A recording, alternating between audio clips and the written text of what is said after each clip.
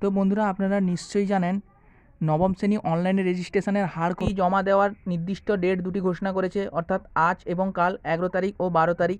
তো বন্ধুরা, আমাদের নির্দিষ্ট ক্যাম্প অফিসে এই কপিটি সবাইকে জমা দিতে হবে। তো জমা দেওয়ার সময় আমরা সঙ্গে কি কি নিয়ে যাব তা দেখে নিই চলো। জমা দেওয়ার সময় আমাদের সঙ্গে নিয়ে যেতে হবে বোর্ড কপি অফ ই চালান, এটা অফলাইনে টাকা পেমেন্ট করেছি সেই কপিটি নিয়ে যেতে হবে। 2 নম্বর হচ্ছে কনসুলেটেড রিপোর্ট অফ রেজিস্ট্রেশন, অর্থাৎ আমরা যে রেজিস্ট্রেশন কপিটি ফাইনাল সাবমিট করার পর বেরিয়েছে সেই কপিটি আমাদের সঙ্গে নিয়ে যেতে হবে উইথ HMA সাইন করে। তারপর 3 নম্বর হচ্ছে ফরওয়ার্ডিং লেটার আমাদের সঙ্গে নিয়ে যেতে হবে। 4 নম্বর হচ্ছে কাস্ট সার্টিফিকেট, অর্থাৎ যে সমস্ত স্টুডেন্টদের আমরা এসসি বলে দেখিয়েছি ওই সমস্ত স্টুডেন্টদের কাস্ট সার্টিফিকেট, সেটা HMA কাউন্টার সাইন অর্থাৎ HMA সাইন করে সেটা আমাদের সেখানটায় জমা দিতে হবে।